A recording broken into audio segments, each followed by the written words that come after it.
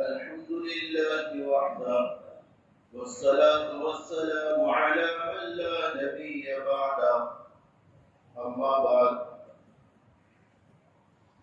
أعوذ بالله من الشيطان الرجيم بسم الله الرحمن الرحيم فاسألوا أهل الذكر إن كنتم لا تعلمون وقال تعالى واتبع سبيل من أناب إلي صدق الله العلي العظيم. میرے معزز بزرگوں، عزیز ساتھیوں، دینی بھائیوں، اللہ تعالی کا کرم ہے، اللہ نے ہمیں جمعہ کا مبارک دن عطا فرمایا ہے، اور اللہ تعالیٰ نے اپنے گھر میں جلدی آنے کی توفیق عطا فرمائی. یہ بھی اللہ کا کرم. کیونکہ بزرگوں دوستوں، امت کا ایک بڑا طبقہ ایسا ہے جو جمعہ کے دن بھی دین سے اور امور دین سے غافل ہے. اس کے لیے جمعہ اور دیگر ایام برابر ہے. جمعہ میں نہ عبادت کا اہتمام ہے اور نہ رونے دھونے کا اہتمام. اس لیے علماء یہ فرماتے ہیں جس کا جمعہ کا دن اچھا گزرا سارا ہفتہ اچھا گزرے، اور جس کا جمعہ کا دن سستی اور غفلت میں گزرا اس سستی اور غفلت کی نحوست سارا ہفتہ باقی ہے. اس لیے جمعہ کے دن اہتمام بتایا، عبادت کا اہتمام کرو، جلدی مسجد جاؤ. پہلی آسان جب ہوتی ہے تجارت کو چھوڑ دو، ملازمت کو چھوڑ دو، مزدوری کو چھوڑ دو، شاپ کو بند کر دو، تجارت کو چھوڑ دو، مسجد میں آ جاؤ. سمجھایا شریعت نے تاکہ تمہارے لیے اس اہتمام کی برکت سے سارا ہفتہ اچھی طرح گزرے. تو اللہ نے یہ مبارک سعادت ہمیں عطا فرمائی، اللہ کا شکر ہے. اس پر اللہ تعالیٰ نے ہمیں شاکر بنے، کیونکہ جس نعمت کا شکریہ ہوگا اس نعمت کے لیے دو فضائل ہیں. پہلا یہ اس میں زیادتی ہوتی ہے، دوسرا اللہ تعالیٰ استقامت عطا فرماتے ہیں. میرے عزیز گزشتہ ہفتے آپ کے سامنے حضرت الامام ابی حنیفہ نعمان بن ثابت رحمۃ اللہ علیہ کے حالات ذکر کیا. حضرت کی زندگی مختصر انداز میں آپ کے سامنے بیان کیا. اب ایک آخری سوال یہ رہ جاتا ہے کہ حضرت امام ابو حنیفہ رحمۃ اللہ علیہ کی تقلید جو ہم کرتے ہیں کیا ضروری ہے یا ضروری نہیں؟ اور اگر ضروری مان لیا جائے تقلید کو تو پھر چار امام کیوں ہیں، ایک ہی کیوں نہیں؟ سمجھے؟ اور تیسرا سوال، ہر ایک امام کی الگ الگ مسائل اور احکام کیوں ہے؟ ایک عجیب سوال ہے اور امپورٹنٹ کوشچن ہے. ایسا کیوں ہے؟ اس مسئلے پر بہت سے لوگوں کی بہت سی رائے آتی ہے. لوگ صرف یہ کہتے ہیں اونلی قرآن و حدیث کو فالو کرو، کسی امام کو فالو مت کرو. سمجھے؟ اس لیے اس موضوع پر چند اہم باتیں آپ کے سامنے ذکر کروں. گرچہ بہت طویل موضوع ہے اور حالت حاضرہ میں ناسک بھی بہت ہے، کیونکہ آج کل ریسرچ کے اور تحقیق کے اور واٹس ایپ اور گوگل اور دیگر ذرائع ابلاغ وغیرہ ان تمام نے دلوں کے اندر کچھ نہ کچھ استغنا پیدا کر دیا علماء سے. سمجھے؟ اہل اجتہاد سے، ہمارے اکابر سے. سمجھے؟ اس وجہ سے آج اس کی بہت ضرورت ہے کہ ایک امام کی اتباع میں چلنا، ایک امام کی تقلید میں چلنا، مقلد بن کے چلنا۔ اس لیے آپ سب سے پہلے ایک سوال یہ سمجھو، تقلید کس سے کہتے ہیں؟ تقلید کی تعریف یہ ہے کسی امام کی بات کو مان لینا دلیل کو جانے بغیر، کسی امام کی، کسی مجتہد کی بات کو مان لینا دلیل پوچھے بغیر، اس سے تقلید کہتے، اس سے کامل اتباع کہتے۔ ہم امام ابو حنیفہ کے مسائل کو مانتے ہیں تو دو طبقے ہیں، عوام کا، خواص کا۔ عوام کا طرز عملی ہے یہ مسئلہ ایسا ہے، کتابوں میں لکھ کر آیا حضرت کی طرف سے، بھائی ہم اس کو مانتے ہیں، اس کو کامل تقلید کہتے۔ گرچہ امام ابو حنیفہ رحمۃ اللہ علیہ کا قول ہے اگر تم میرے مسلک میں کوئی مسئلہ قرآن حدیث کے خلاف پاؤ تو میرے مسئلے کو، میرے بتائے ہوئے طریقے کو دیوار پر پھینک کر مان لو اور اس پر عمل کرو، قرآن و حدیث پر۔ یہ حضرت نے کہا، پتہ ہی چلا سارے مسائل کی دلیل قرآن و حدیث سے موجود ہے، سمجھے؟ پھر بھی اتباع کا کامل درجہ یہ ہے حسن ظن رکھتے ہوئے، اچھا گمان رکھتے ہوئے ہمیں حضرت امام ابو حنیفہ کی تقلید کر دے دلیل کو پوچھے بغیر، گرچہ دلیل موجود ہے، گرچہ دلائل موجود ہے، ہر مسئلے کی دلیل موجود ہے۔ تو تقلید کی تعریف آپ کے سامنے آئی، اس لیے کہ مان لینا دلیل کو جانے بغیر۔ اچھا دلیل کو جانے بغیر کیوں؟ تو اس کی وجہ یہ ہے اگر آپ کہیں گے مانیں گے دلیل کے ساتھ تو پھر وہ امام کو ماننا نہیں ہوا، دلیل کو ماننا ہوا۔ اس کو ماننا ہوا، دلیل کو ماننا ہوا، پھر اتباع کا کمال کہاں ہوگا؟ سمجھ میں آ رہی بات؟ تھوڑا غور سے سننا پڑے گا اس بات کو۔ اگر آپ کہیں کہ میں دلیل کے ساتھ ہی مانوں گا تو پھر کیا مراد ہوئی اس کی؟ مراد یہ ہوئی میں دلیل کو مانتا، امام کو نہیں مانتا۔ ہمیں کس کو ماننا ہے؟ امام کو ماننا ہے، سمجھے؟ یہ اتباع کا کمال بتایا گیا۔ امام صاحب آپ کو کوئی مسئلہ لا کر کہیں ہم مانتے ہیں، اس سے ظن یہ ہو اس مسئلے کی دلیل قرآن و حدیث میں موجود ہے، اور اللہ کی قسم حنفیہ کا کوئی مسئلہ ایسا نہیں جو قرآن و حدیث کے خلاف۔ تو یہ تقلید۔ دوسرا سوال، تقلید کی ضرورت کیوں ہے؟ یعنی ماننا کیوں ضروری ہے؟ قرآن و حدیث پاس میں موجود ہے تو ماننا کیوں ضروری ہے؟ سمجھے؟ تو ماننا اس وجہ سے ضروری ہے کہ قرآن و حدیث میں جو مسائل ذکر کیے گئے ان مسائل کی تہ تک اور اس کی گہرائی تک پہنچنا ہر ایک کے بس کی بات نہیں، ہر ایک کے بس کی بات نہیں۔ چونکہ ایک آیت جو قرآن کی ہے اس سے ایک مسئلہ نکالنے کے لیے تقریباً 16 علوم کی ضرورت پڑتی ہے۔ کتنے علوم کی؟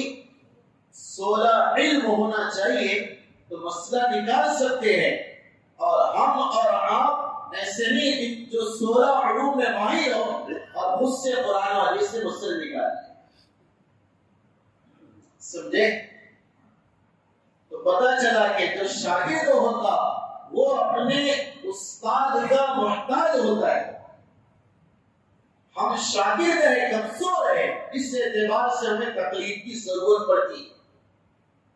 چونکہ جو ائمہ ہیں، چاروں امام، ان کے پاس اللہ نے وہ علم عطا فرمایا تھا جس میں اجتہاد کی طاقت تھی، مسائل کو نکالنے کی پاور تھا، توانائی تھی۔ انہوں نے نکال کے بتایا، تو ہمارے پاس اتنا پاور نہیں کہ ہم اس علم کو نکالے. ہمیں تو قرآن و حدیث کا پتہ ہی نہیں، اس سے مسائل نکالنا تو بہت دور کی بات ہے. اور اگر اپنے آپ سے کوئی مجتہد بن جائے، مجتہد اس کو کہتے تو خود مسئلے نکالے، الحمدللہ رب العالمین پڑھے اور کہیں کہ میں اس سے مسئلہ یہ نکالتا ہوں. سمجھے؟ اقیموا الصلاۃ وآتوا الزکاۃ، یہ آیت پڑھے، میں نے خود اس سے نکالا. خود اگر مجتہد بن جائے، خود اگر اپنے علم کا دعویٰ کرے، تو حضرت الامام شاہ ولی اللہ محدث دہلوی فرماتے ہیں کہ خود مجتہد بن جانا، کسی کو فالو نہ کرنا، اس میں تحریت اور ارتداد کا شبہ ہے، خدشہ ہے. انسان جب اس طرح ہوتا ہے، اپنے علم کا دعویٰ کرنے لگتا ہے، تو پھر اس سے اپنے اکابر کے علم پر شک ہونے لگتا ہے. یار میرے تو یہ سمجھ میں آ رہا کہ اگلوں کی سمجھ میں نہیں آئے گا تو انگلیاں اٹھائے گا پیچھے والوں. نعوذ باللہ، انگلیاں اٹھاتے اٹھاتے صحابہ پر بھی انگلی اٹھا دے گا. صحابہ کے سمجھ نہیں آ رہا، میرے تو یہ سمجھ میں آ رہا. سمجھے؟ دیکھو نقصان کس کا ہوا، کیوں نقصان ہو رہا؟ کیونکہ کسی کو فالو نہیں کر رہا، کسی ایک کو نہیں مان رہا، اور اس کا نتیجہ یہ ہو رہا کہ وہ ظاہریت اور اپنے سب کچھ ہونے کا دعویٰ کرنے کے قریب ہے. اس لیے ضرورت ہے کہ ہم کسی کو استاد مانیں. کیا مانیں؟ استاد مانیں، اپنے علم کا دعویٰ نہ کریں کہ مجھے آتا ہے، میں نے بخاری مسلم دیکھ لیا، اس کا ترجمہ پڑھ لیا، بس میں کافی، قرآن کا ترجمہ پڑھ لیا کافی. اپنے اکابر بزرگ علماء ائمہ کی تفسیر تحقیق کو چھوڑ کر خود اپنے طرف سے تشریح بیان کریں. سمجھے؟ اس کے بہت نقصانات ہیں.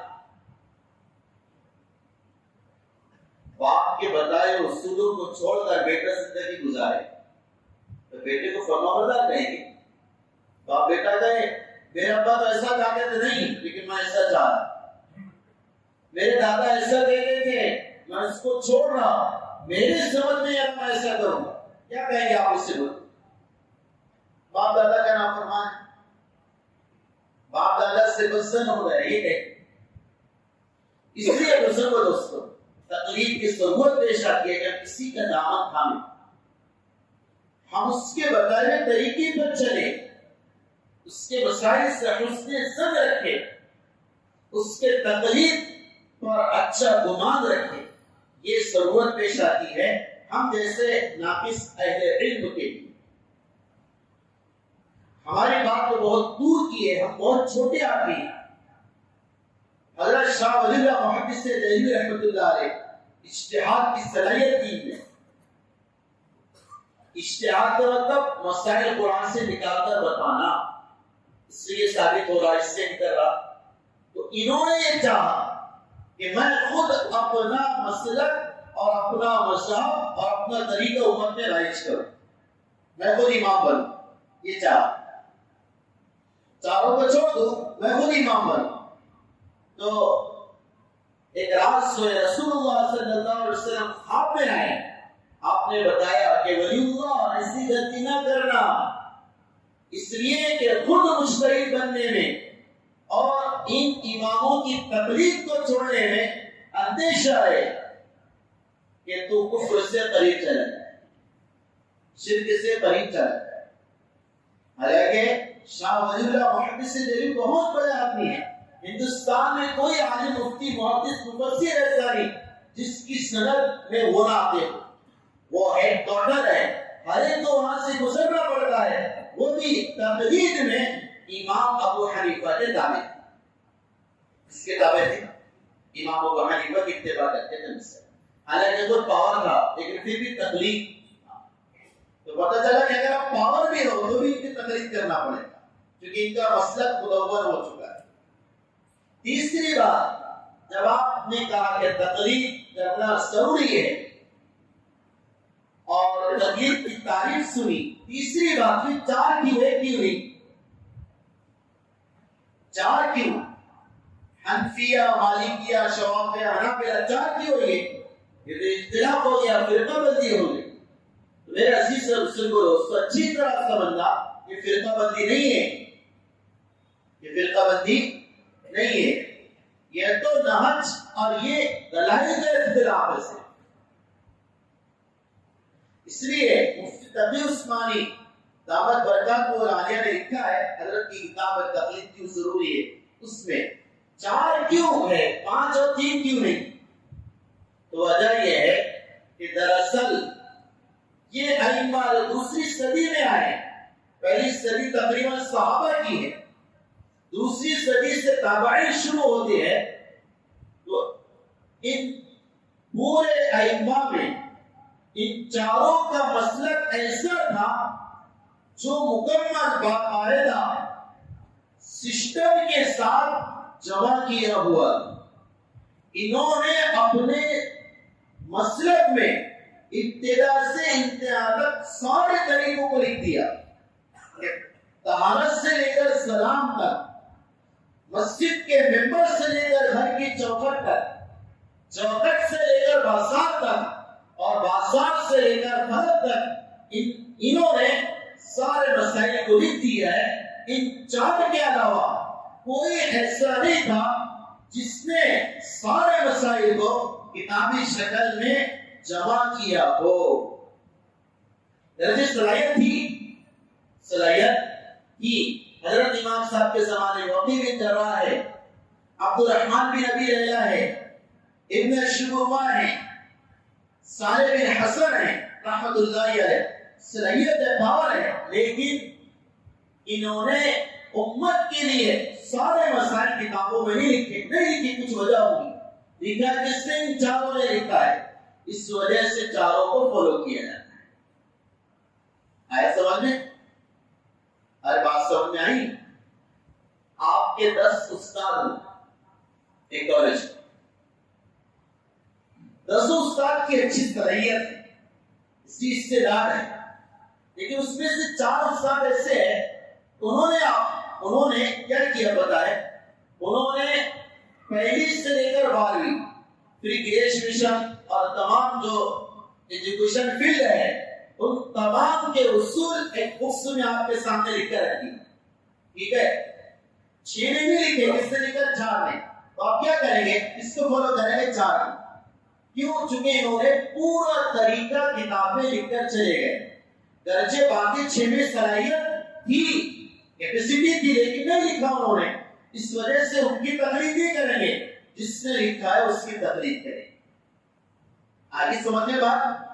ہاں، تو یہ 4 علماء نے سارا دین کتابوں کی شکل میں لکھ دیا ہے، کتابوں کی شکل میں لکھ دیا ہے، وہ محفوظ ہے، سیو ہے، جو چیز سیو ہوتی اس پر عمل ہوتا ہے، اس وجہ سے 4 پر عمل کیا جاتا ہے۔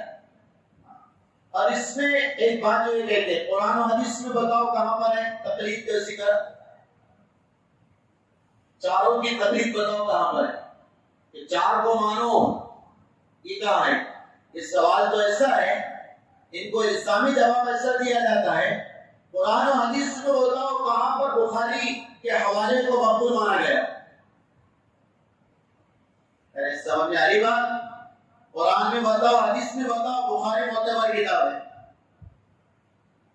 ہاں، قرآن ایک دوسرا کام ہے، قرآن حدیث میں بتاؤ، یہ جو قرآن ہے ہمارے پاس، اس قرآن کو فالو کرو، چونکہ یہ قرآن نبی کے زمانے میں نہیں تھا، جو طریقے پر ابھی گائیڈ کیا گیا، جمع کیا گیا، نبی کے زمانے میں الگ الگ لکھا ہوا تھا، اس کو کس نے جمع کیا؟ سب سے پہلے بولو، حضرت عثمان غنی رضی اللہ تعالی عنہ نے۔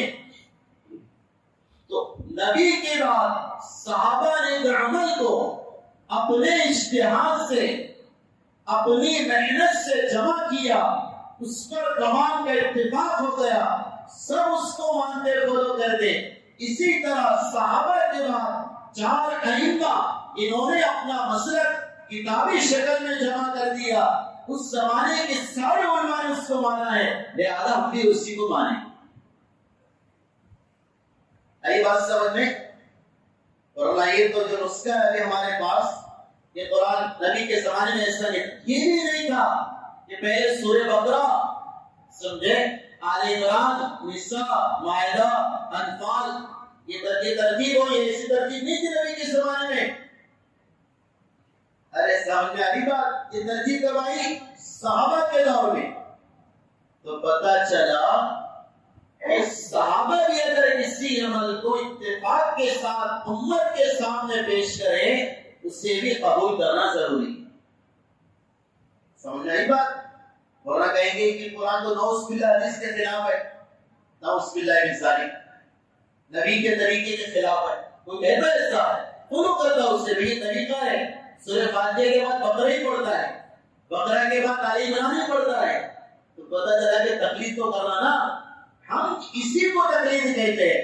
اپنے بڑے جو ہے ان کی بتائی باتوں پر عمل کرنا بالکل آسان ہے۔ سے میں کہتا ہوں تقلید کا خلاصہ کیا ہے؟ کسی کو استاد بنا لینا، کیا کرنا؟ کسی کو بڑا مان لینا، استاد مانے بغیر تو چارہ کاری نہیں، سمجھے؟ اس سے نہ تو کوئی کر ہی نہیں سکتا کہ بالکل سب آتا میں کسی کو بڑا نہیں مانوں گا۔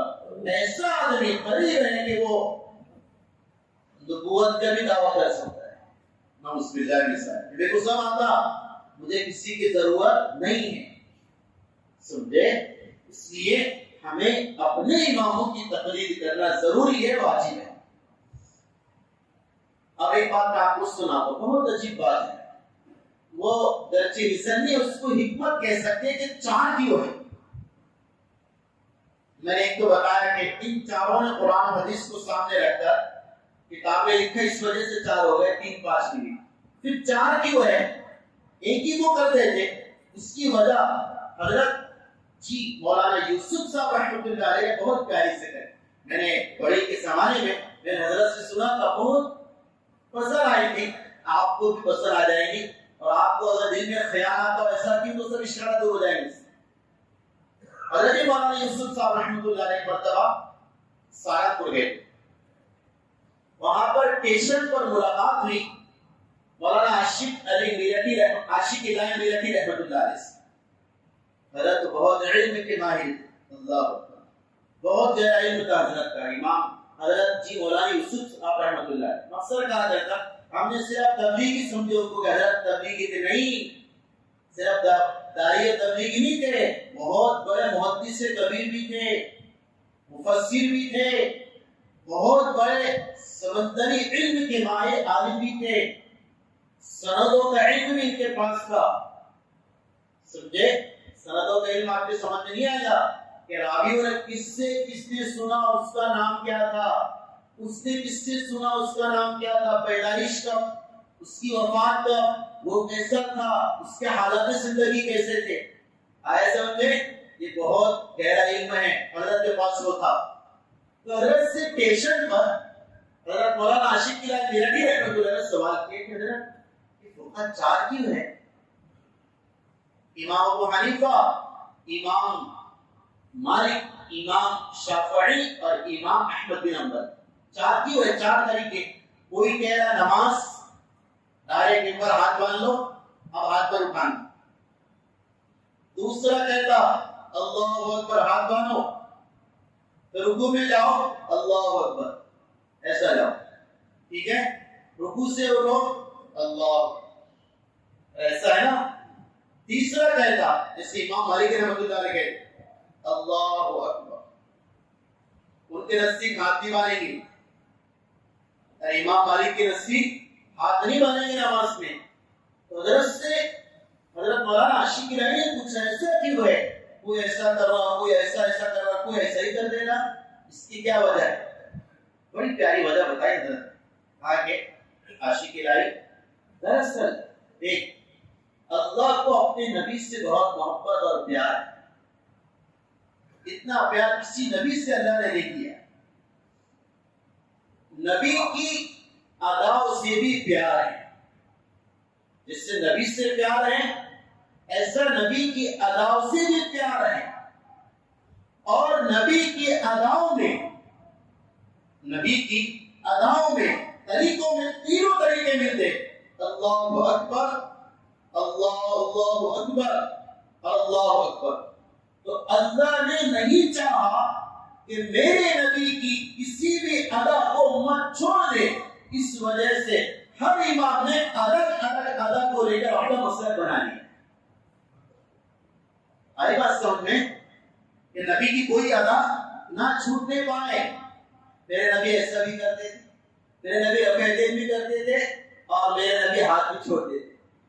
سمجھے؟ تو اللہ نے پسند نہیں کیا کہ میرے نبی کی کوئی حرکت چھوٹے. اس وجہ سے ہر امام نے الگ الگ حرکتوں کو لے کر, طریقوں کو لے کر اپنے مسلک کو رائج کیا تاکہ نبی کے تمام طریقوں پر عمل ہو جائے. بات سمجھ میں آئی؟ نبی سے تینوں طریقے ثابت ہیں. اور پھر اس میں ہمیں پابند یہ کیا کہ ایک کو مانو. کس کو مانو؟ ایک کو مانو.